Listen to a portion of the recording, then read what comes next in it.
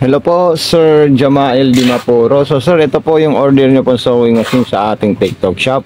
Okay, so ito po yung mga pa-freebies natin. Kompleto po ito, sir.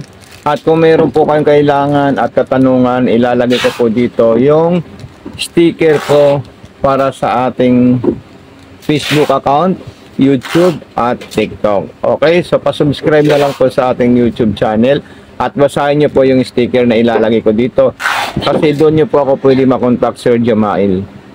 Okay, Sir Jamael, ito po yung aking mga social media account, TikTok, FB page, YouTube, para makontak nyo po ako, sir. Okay?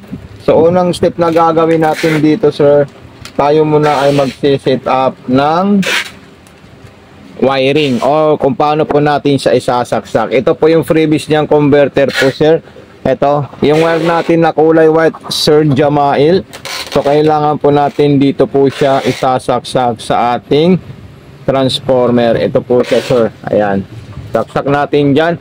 At itong saksakan ng ating transformer sa regular outlet po natin, Sir Jamael. Huwag po natin ide-direkta yung wire ng sewing machine natin kasi bawal po yun, sir. Ayan. Then, power on. Nandito po sa gilid. Ayan. Okay. Ayan po siya, Sir Jamael. Then maglalagay po tayo ng sinulid sa itaas. So, meron po tayong lagayan dito ng sinulid. Ito po siya yung sinulid na ilalagay natin. Ayan, din ilalak po natin siya. Okay. Pagkatapos po natin yan ilak, sasabayan po natin yung arrow. Ayan, hindi ko na po tatanggalin yan para meron po kayong thread guide. So, step 1, then step 2, ito po siya, Sir Jamael. Okay, then step 3, pataas na po siya. Step 4, ganyan.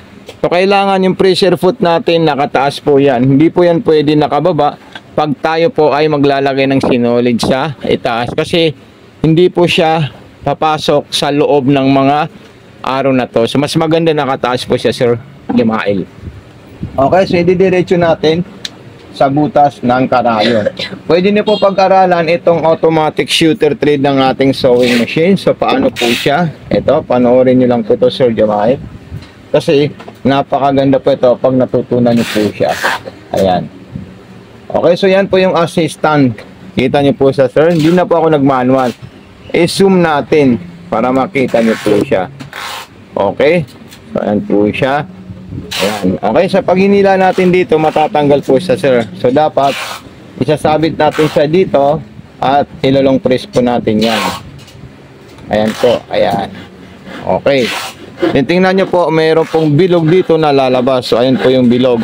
So, yun po yung kukunin natin. At kung hindi nyo naman po siya makaya, pwede ganito naman po yung gagawin nyo.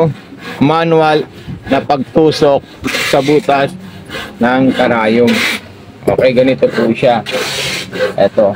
Galing tayo dito sa harapan, papunta po sa likod. Ayan. So, ganyan lang po siya, Sir Jamael. Din sa ilalim naman po, ayan. Ang gagawin natin sa ilalim, so ito po siya, sir. Ito. Ayan. Tatanggalin po natin yan kasi may mga pa-freebies din po kayo ng ganito. 5 peraso po kasama na po ito, Sir Jamael. Okay? So, ito po siya. Ito. Yung pa-freebies natin. Ayan. Okay. So, marami po yan, sir. Ito po siya. Ayan. Fiber plastic po siya. So, then, dito po tayo, Sir Jamael, magre-refill ng sinulid. Ayan. Kita niyo po yan, sir. Excuse me.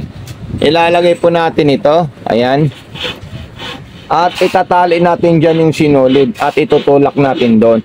Then, pipindutin natin yung kulay blue. Kulay blue na button start niya. Ayan. Kulay blue na button start. Tingnan niyo po siya, sir. Ayan. Nag-refill na po siya. Okay. So, stop natin yung kulay blue. Ayan. Then, hihinto na po yan. At ibabalik natin dito. Ayan. Tatanggalin natin siya, sir. Okay. So, dadalhin natin siya doon sa bobbing. Saan yung bobbing natin? Ayan po yung bobbing natin, sir. Ayan. Dito po natin ipapasok. Vice versa na po ito. Ang importante, maipasok na po siya dyan. Then, meron po tayong maliit na hiwa dito, sir. Indicator para sa sinulid papunta sa kaliwa. Ayan. Ganyan lang po siya.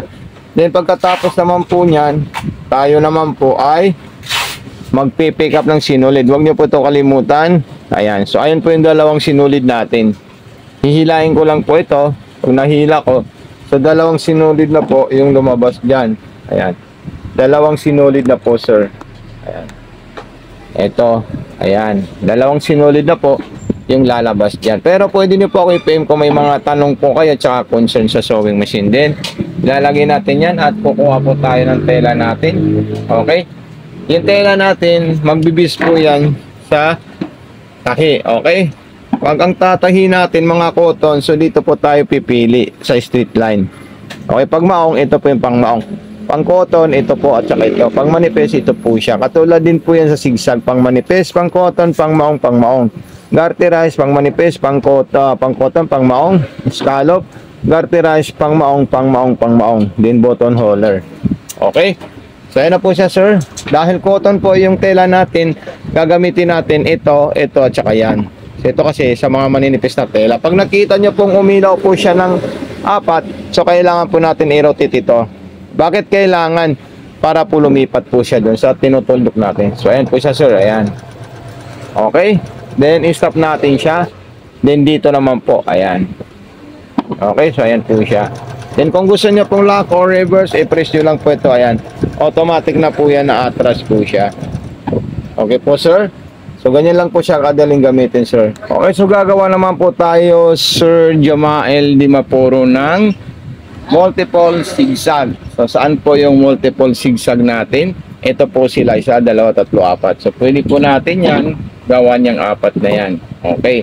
So, 1, malit na zigzag po yan para sa mga maninipis na tela.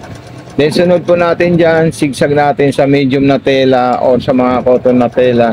Then, yung pangmaong naman po natin, ganito naman po siya. Ayan. So, meron pa pong isa pang pangmaong para sa malalayo yung hakbang at malalayo yung lakad niya po, sir. Ayan. Then, stop natin siya. Ayan. So, tanggalin natin, sir, para makita po nyo. Okay, ma-explain ko po sa inyo. Pang manipis, pang cotton, pang maong at saka pang maong. So, katulad din po yan sa street line natin. Ayan. Napaka-solid po siya, sir. Pa-unbox po at pa-mention yung name Mato Sewing Machine.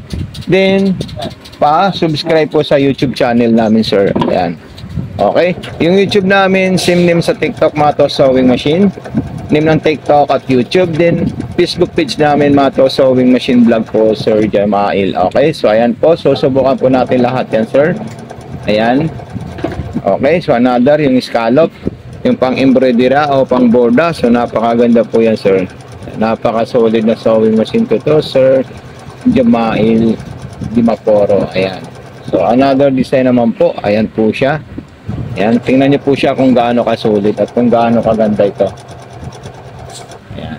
Okay. Then, sunod naman po natin dyan is yung nandito sa baba. Mga iba't ibang patterns at design ng ating sewing machine po.